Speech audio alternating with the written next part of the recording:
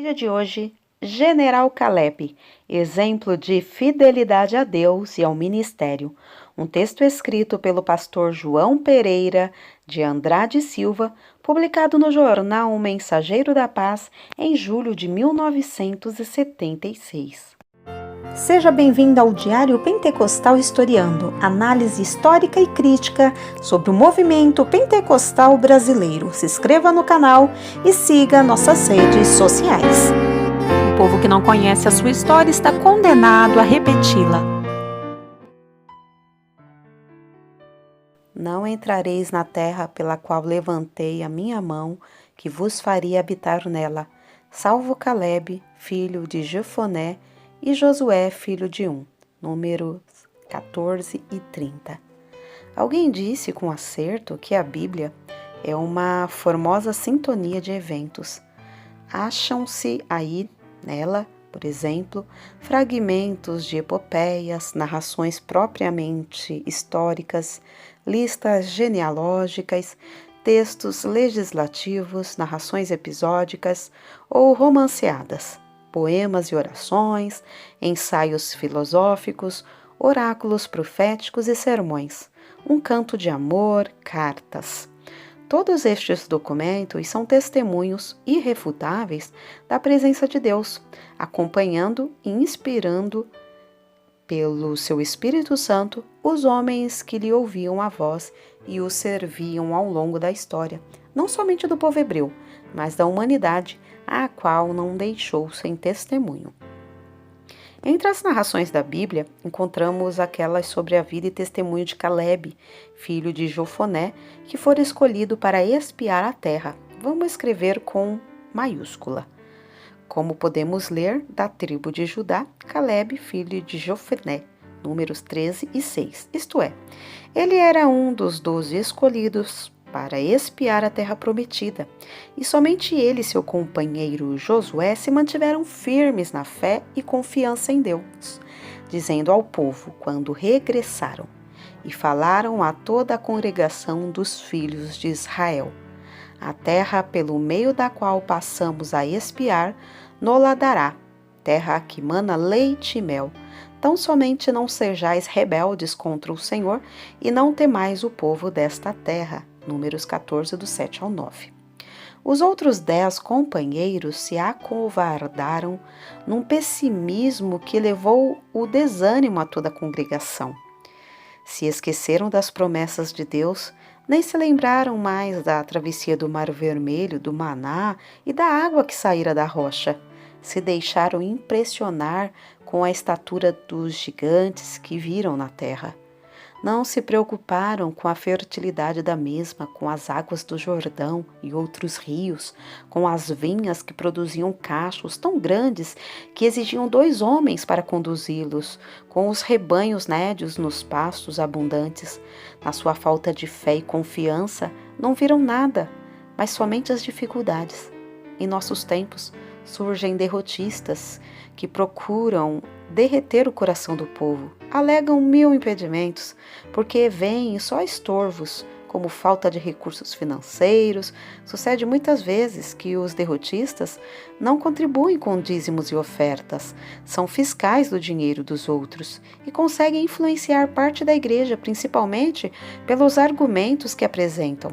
Gostam de aparecer sempre e de serem consultados. Se suas opiniões não são aceitas, ameaçam atirar pedras naqueles que são fiéis, como Caleb e Josué o foram. Quando a multidão, incitada pelos derrotistas, ameaçou atirar pedras naqueles 2 homens fiéis, a glória do Senhor desceu entre o povo, impedindo a morte de 2 inocentes. Deus se agradou tanto da atitude de Caleb que disse: porém, o meu servo Caleb, porquanto nele houve outro espírito, e perseverou em seguir-me, eu o levarei à terra em que entrou, e sua semente a possuirá em herança. Números 14 e 24. É maravilhoso quando temos o privilégio de ouvir a voz do Senhor, por exemplo: meu servo, eu sou contigo, eu te ajudarei, darei vitória. E temos este privilégio porque o nosso Deus fala conosco, inclusive pelos dons que concedeu à sua igreja, pois o Espírito Santo está conosco e em nós. No entanto, precisamos observar que o procedimento dos derrotistas trouxe prejuízo imenso àquela congregação do povo de Israel, porque, com exceção das crianças, meninos e meninas, todos foram condenados a morrer no deserto, perdendo o privilégio de entrar na terra prometida e receber seu quinhão daquela herança tão magnífica que fora prometida a Abraão e aos outros patriarcas. Os derrotistas também foram condenados a morrer no deserto. A sentença do Senhor foi inexorável. Porém, quanto a vós, os israelitas e derrotistas, vossos cadáveres cairão neste deserto. E caíram mesmo. E tudo sucedeu devido à insensatez daqueles que derreteram o coração do povo. Grande lição para quantos em nossos dias procuram levar o povo à derrota, que os derrotistas vaidosos que pensam que suas opiniões são infalíveis, como os conselhos de Aitofel, que acautelem, porque ninguém cuida melhor da igreja do que o Senhor que a comprou com seu próprio sangue. Os espias derrotistas cuidavam estar zelando pelos interesses do povo em contradição com as ordens do Senhor que havia determinado a seu líder Moisés, que enviasse a espiar a terra. E falou o Senhor a Moisés, dizendo: Envia homem que espiem a terra de Canaã, que eu hei de dar aos filhos de Israel. Números 13, 1 e 2. Na vida de Caleb, há outros ângulos que devemos considerar. Era um homem de fé e colaborador sincero. Embora saibamos que acompanhou e participou de todos os lances da vida do povo de Israel naturalmente, das grandes batalhas para a conquista daquela parte da terra prometida, o seu nome não aparece nas grandes decisões. É um homem humilde.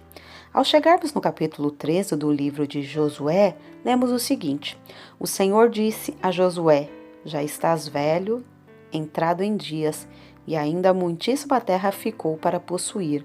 Reparte, pois, agora esta terra por herança às 9 tribos e à meia tribo de Manassés. Josué 13, do 1 ao 7.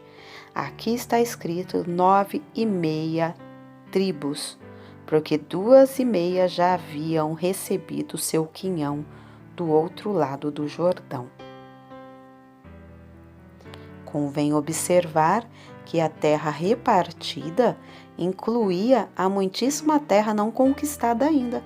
Isso sucedeu porque os israelitas deviam tomar posse de toda a terra prometida, não confiando apenas na sua capacidade de combate, no heroísmo de cada um soldado, mas, sobretudo, pela fé no seu Deus, que dava a vitória e lutava por seu povo, enviando até vespões que eram mais eficientes contra os inimigos do que os Mirages, ou F-16 ou outros aviões de guerra dos nossos dias.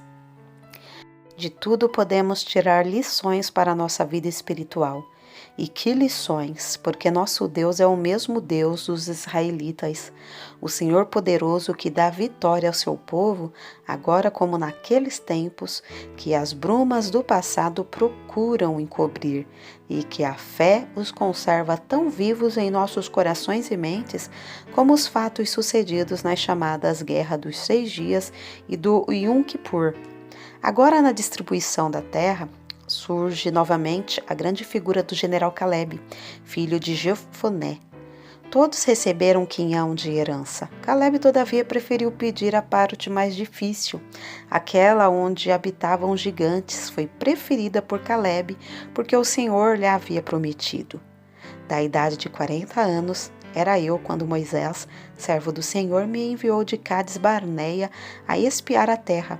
E eu lhe trouxe resposta como sentia no meu coração. Então Moisés naquele dia jurou, dizendo: Certamente a terra que pisou a teu pé será tua e de teus filhos em herança perpetuamente, pois perseveraste em seguir ao Senhor meu Deus. E agora eis que já hoje sou da idade de 85 anos, e ainda hoje estou forte como no dia em que Moisés me enviou. Qual a minha força então era? Tal é agora a minha força para a guerra e para sair e para entrar. Agora, pois, dá-me este monte de que o Senhor falou aquele dia. E Josué o abençoou e deu a Caleb, filho de Jefoné, Hebrom em herança. Passaram-se 45 anos de lutas e vitórias e Caleb sempre ao lado de Josué. Poderia ter exigido parte daquelas terras já conquistadas, como alguns fazem. Querem trabalho grande, se julgam com direito, mas Caleb preferiu conquistar aquela que o Senhor lhe havia prometido, o monte de Hebrom, pois era um homem de fé nas promessas do Senhor. Não quis aposentar o velho Josué, amargurando-lhe os últimos dias, lançando-o ao ostracismo ministerial. Muitos em nossos tempos têm o ministério como uma profissão, faltando com respeito àqueles cujas vidas foram consumidas no altar, qual o holocausto queimado todo, desde o início até o ocaso de suas vidas, sempre aprovadas por Deus. Alguém poderá dizer: hoje há muitos velhos políticos e sem entendimento. Bem, se os houver, Deus que é justo os julgará, porém a opção deve ser pelos exemplos edificantes. Que o Senhor Jesus Cristo levante muitos Calebes na sua igreja e no ministério.